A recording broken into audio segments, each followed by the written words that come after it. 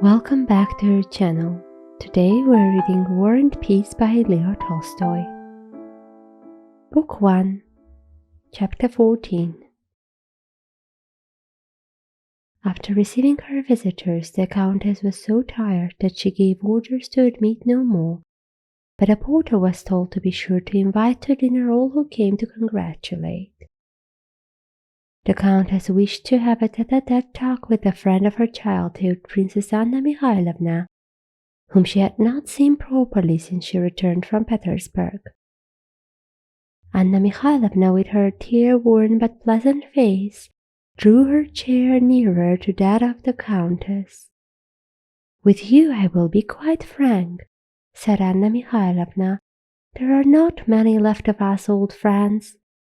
That's why I so value your friendship." Anna Mikhailovna looked at Vera and paused. The Countess pressed her friend's hand.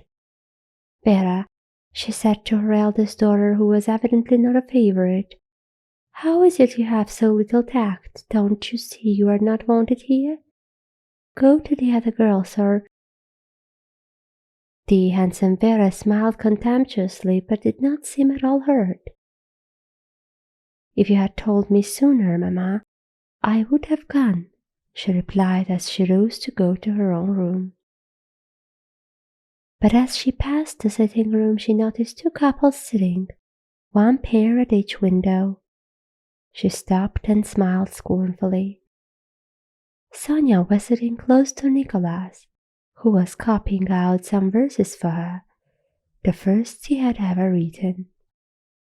Boris and Natasha were at the other window and ceased talking when Vera entered. Sonia and Natasha looked at Vera with guilty, happy faces. It was pleasant and touching to see these little girls in love, but apparently the sight of them roused no pleasant feeling in Vera. "How often have I asked you not to take my things?" she said. "You have a room of your own," and she took the inkstand from Nicola. In a minute, he said, dipping his pen. "You always manage to do things at the wrong time," continued Vera. "You came rushing into the drawing room so that everyone felt ashamed of you." Though what she said was quite right, perhaps for that very reason no one replied, and the four simply looked at one another. She lingered in the room with the inkstand in her hand. "And at your age, what secrets can there be between Natasha and Boris, or between you two? It's all nonsense." "Now, Vera, what does it matter to you?" said Natasha in defense, speaking very gently. She seemed that day to be more than ever kind and affectionate to everyone. "Very silly," said Vera. "I am ashamed of you. Secrets indeed." "All have secrets of their own," answered Natasha, getting warmer. "We don't interfere with you and Berg." "I should think not," said Vera, "because there can never be anything wrong in my behavior. But I'll just tell Mamma. How are you behaving with Boris?" "Natalia Ilyich behaves very well to me," remarked Boris. "I have nothing to complain of." "Don't, Boris. You are such a diplomat. That is really tiresome," said Natasha in a mortified voice that trembled slightly. She used the word diplomat, which was just then much in vogue among the children in the special sense they attached to it. "Why does she bother me?" And she added, turning to Vera, "You'll never understand it, because you've never loved anyone. You have no heart. You are a Madame de Genlis and nothing more." This nickname bestowed on Vera by Nicholas was considered very stinging. "And your greatest pleasure is to be unpleasant to people. Go and flirt with Berg as much as you please," she finished quickly. "I shall at any rate not run after a young man before visitors." "Well, now you've done what you wanted," put in Nicola, "said unpleasant things to everyone and upset them. Let's go to the nursery." All four, like a flock of scared birds, got up and left the room. The unpleasant things were said to me, remarked Vera. I said none to anyone. Madame de Genlis, Madame de Genlis, shouted laughing voices through the door. The handsome Vera, who produced such an irritating and unpleasant effect on everyone, smiled, and evidently unmoved by what had been said to her, went to the looking-glass and arranged her hair and scarf. Looking at her own handsome face, she seemed to become still colder and calmer. In the drawing-room the conversation was still going on. "Ah, my dear," said the Countess, "my life is not all rosy-sugar. Don't I know that at the rate we are living our means won't last long? It's all the club and his easy-going nature. Even in the country do we get any rest? Theatricals, hunting, and heaven knows what besides. But don't let's talk about me. Tell me how you managed everything. I often wonder at you, Annette, how at your age you can rush off alone in a carriage to Moscow, to Petersburg, to those ministers and great people, and know how to deal with them all. It's quite astonishing. How did you get things settled? I couldn't possibly do it." "Ah, my love," answered Anna Mikhailovna, "God grant you never know what it is to be left a widow without means, and with a son you love to distraction. One learns many things then," she added with a certain pride. "That lawsuit taught me much. When I want to see one of those big people, I write a note. Princess so-and-so desires an interview with so-and-so, and then I take a cab and go myself 2, 3, or 4 times till I get what I want. I don't mind what they think of me." "Well, and to whom did you apply about Boris?" asked the Countess.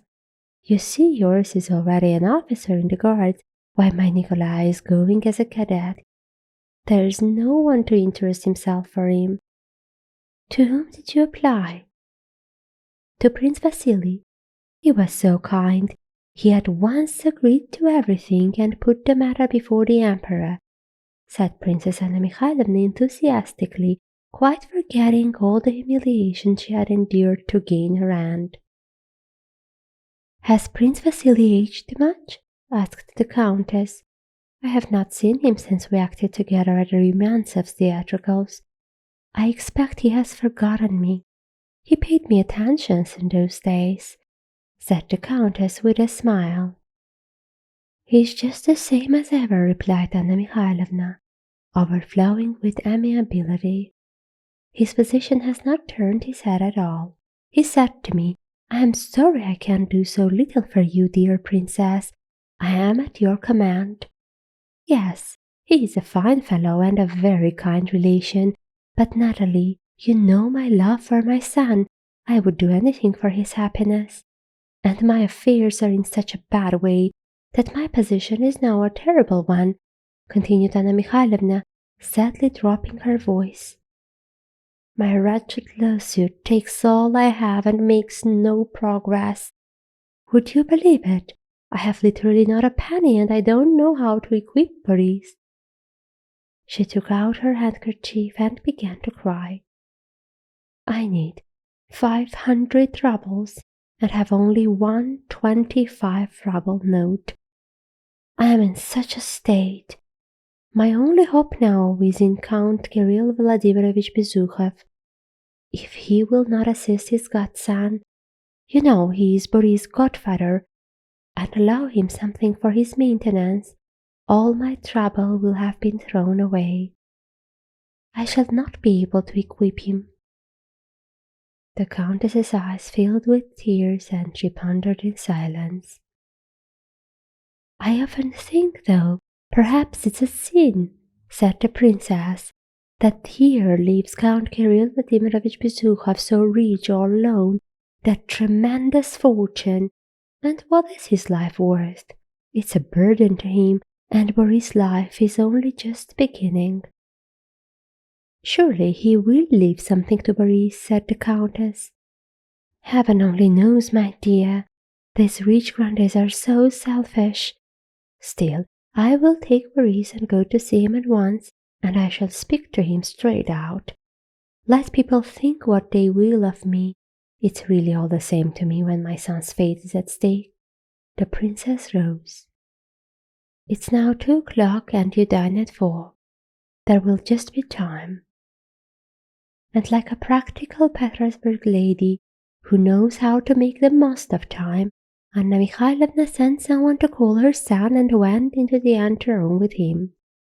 "Goodbye, my dear," said she to the countess, who saw her to the door, and added in a whisper so that her son should not hear, "Wish me luck." "Are you going to Count Kirill Vladimirovich, my dear?" said the count, coming out from the dining hall into the anteroom. And he added, "If he is better, ask Pierre to dine with us. He has been to the house, you know, and danced with the children. Be sure to invite him, my dear. We will see how Taras distinguishes himself today. He says Count Orlov never gave such a dinner as ours will be."